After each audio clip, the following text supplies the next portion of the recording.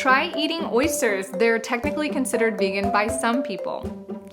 Well, today I'm going to be answering some of your YouTube questions. I haven't done this in a really long time, and as I was going through the comments, I felt like just having a conversation about it as they pop up was a great way to clarify some things and just give you some good value while we're going through them. So I have no specific order. I have not planned this. I'm just going to read through them the way I normally would do when I'm checking the back end stuff and just going through the comments. So let's just see how this goes, and if you like this format, let me know by rating this episode, hitting thumbs up, or sending me a comment.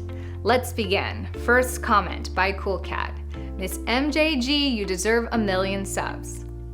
Why, thank you. That's so kind of you. Your content is uplifting and health-giving. Now, excuse me while I go to my true crime site, which is full of murder and mayhem. I'm a hypocrite, I know. So listen, the truth is there's absolutely nothing wrong with being entertained. There's nothing wrong with doing things that put you in a sympathetic state. When you're going to the gym to exercise, if you have a goal, if you are trying to organize something, solve problems, or even some entertainment that might be adventurous, exciting, or in this case, fear-provoking or thrilling, this is completely fine. The most important thing is to make sure that your life is balanced with rest and recovery. If you're constantly moving from one activity to the next that is stimulating the sympathetic nervous system, then you can overstimulate it and create a permanent or semi-permanent stress response. This is what creates fatigue and burnout. So you can simplify this by taking the philosophy of minimalism and picking or identifying the one, two, or few things that you really absolutely enjoy, and then making sure that you back that up with one, two, or a few things that are absolutely restorative.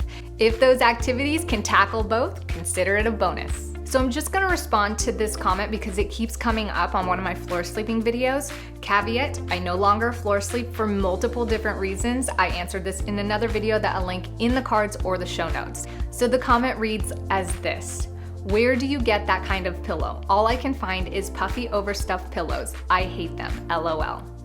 So the pillows they're talking about are the head pillows. I like a couple different options. The first you can do is bamboo stuffed pillows, and a lot of these pillow options allow you to remove or add stuffing, making them the firmness of your choice. But alternatives, and the ones that I tend to use regularly, are down pillows. There are synthetic downs and real down pillows as well. Those are really great because they can mold and shape the way that you want them as you need them. Try eating oysters. They're technically considered vegan by some people. Well, they're actually scientifically classified as a marine animal, aka shellfish, so I'm not sure who said that, but this person did respond, Peter Singer, a philosopher. Interesting. I think there's more to that, but that was a funny comment that I just had to feature. Girl, you know what you're talking about. I also reached similar conclusions in my own research, and it's so hard. It's true. Every body is different. One of the things that I really want to clarify is that even though many of us can experience adrenal fatigue or chronic fatigue or overwhelm in our lives, that's the body's way of telling us that something is out of balance. But it doesn't necessarily mean that we have the same reasons as to why we're feeling burnt out or fatigued.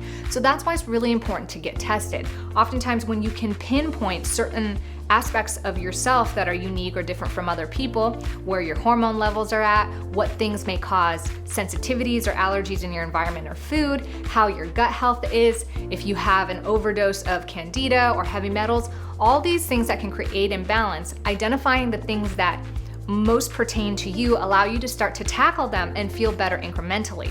Unfortunately, it's not an overnight thing. There's no magic sleeping pill or, magic health pill, but by learning your body, creating an awareness and communication with yourself, you start to build the foundation of creating a lifestyle for recovery and health. She forgot about caffeine. Cut caffeine. It's effing up your hormones and adrenals. This was on the video exactly how I healed adrenal fatigue, no BS, and this is 100% true.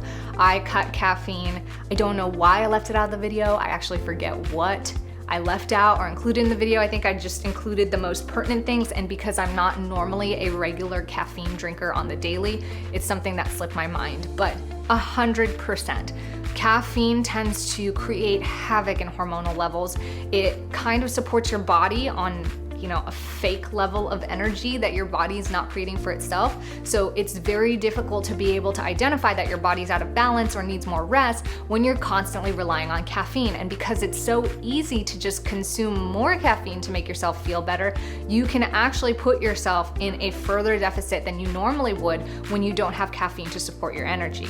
So if you do feel chronically fatigued, I would cut the caffeine like stat. A lot of people claim to have adrenal fatigue, but I think it's like the quote from the movie The Princess Bride. You keep using that word, I do not think it means what you think. It's true. A lot of people assume they have adrenal fatigue or chronic fatigue syndrome, but they haven't gotten tested. And this is why it is so important to get tested. You can have chronic fatigue and move into a state of adrenal fatigue or any kind of imbalance over a period of time. As I said before, this is your body's way of telling you that something is off. But just because you feel chronically fatigued doesn't necessarily mean that the reason you're fatigued is that your adrenals are not pumping out or creating the right balance of hormones. There are so many different reasons that you could be chronically fatigued. Has your weight ever come off? I gained weight so fast, I never overate. I'm following the diet they say to do, but my weight never come off. Ever come off? Does it come off slow or what? So for me, my weight gain issues did improve as my health improved. But one of the things that you have to keep in mind, there could be non-adrenal fatigue related issues that create the inability to lose the weight or shed the fat. This could just be a slowed metabolism, lifestyle issues, metabolic issues. You could have an overgrowth of something in your gut, lack of flora, so many things that could cause you to not be able to shed the weight. So just because you may or may not have not been diagnosed with adrenal fatigue or a different chronic fatigue issue may not necessarily contribute to the fact that you're not losing weight. If you get yourself to a state of balance first. And this is so important because so many people come into the Level Up program and they want to learn how to move and exercise again so that they can lose weight in addition to healing from chronic fatigue. It's not something that I recommend doing at the same time. Allow yourself to gain the weight that you need to so your body can learn to restore, have the energy to do so, and support your body's trust. It's trust that it's getting nutrients, it's being fed, its energy is being taken care of before you get into the idea of wanting to massively lose weight or follow a intense fitness program. Doing so prematurely can actually reduce or halt your results of recovering from fatigue. So understand that they're two different problems and you need to solve them both individually. After you have recovered from any chronic fatigue, your levels are good, you have gotten tested, you get the green from all the tests, then you can talk about starting a weight loss regimen and tackling that issue. But most of the time, if you're tackling these issues and your energy is picking back up, that weight loss tends to go hand in hand, although it might not be 100% entirely. I bet you $1,000 if you drink 3 protein shakes a day and do light physical exercise, you will feel like Superwoman. Also, water fasting can also have similar effect, but last shorter. So I tend to stray away from broad, finite statements that generalize the population as a whole, and this is because it completely excludes all the variables that make everybody's situation different. It excludes any possible hurdles, abnormalities, or exclusions that could occur in any situation. And the truth is, we're all so different. We might have the same symptoms. General health as a whole, as the approach goes for general population, makes total sense. But when it comes to actually identifying a specific pain point, this means that your health is not in the general standpoint. It is now exclusionary. It's now requiring specialists. And this is so important to keep in mind when you're doing research and you're listening to people give advice, even here on this channel, because you have to understand where you are positioned first. If you know that you're, at a certain point in a map, but you don't realize how you got there, then it could totally change the course of your trajectory because you're using the same incorrect system, let's say, to move forward. And that's what you want to avoid doing, because that's what costs you a lot of time, money, and just hopelessness. You start hitting dead ends, or you worsen the issue because you're not using a true and accurate compass to guide your path. So I really love when people say stuff like this, because I know they're trying to contribute a sense of value and what's worked for them. But I also want to urge you to have caution and just, a little bit of discretion when people say that, because these finite statements oftentimes don't help people in these particular scenarios. So I will say in my journey, protein shakes helped a lot.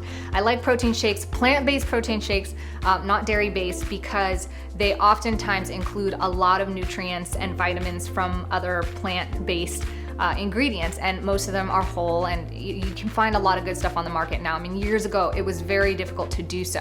So it was true that I leaned on this, but however, this is not necessarily true for all people.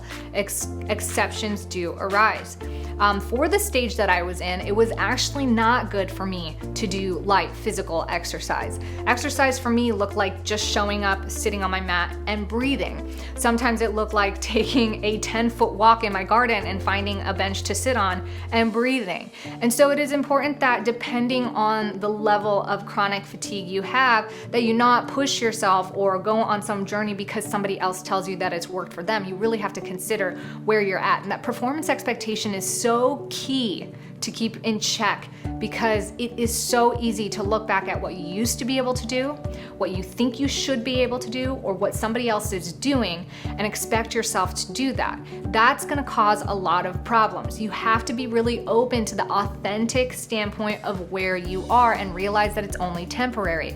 This issue doesn't have to last forever. It can improve, but you don't need to force yourself into a regimen that doesn't feel good. That's why it's important to get the test, learn what your body is about. What does it feel like? How do you communicate with the body? What are the signposts? Those are so important in building the best recovery plan for yourself. In addition to, yes, listening to experts and specialists, getting the test, taking all the data and putting it together so that it is a unique and specific roadmap for you. How can meat be healthier than fruits? Shaking my head. People just need to understand what a balanced diet is. Eat a wide variety of foods. It's not complicated. Trust me, you don't have to eat bland either. Be creative.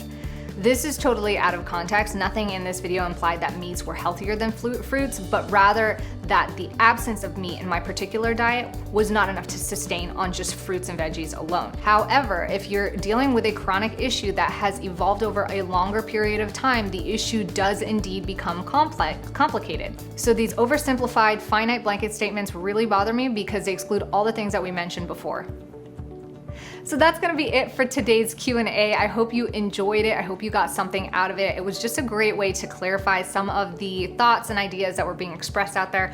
All in all, lots of good thoughts. I love community conversations. I love valuable input. I love hearing both sides of things, whether it's agreeable with my experience or not. This is a really healthy way to communicate, is to be open and have discussions, even if those discussions turn into debates, as long as they are healthy debates in which both parties are open to learning and understanding different forms of perspectives in order to increase their knowledge and add value to others.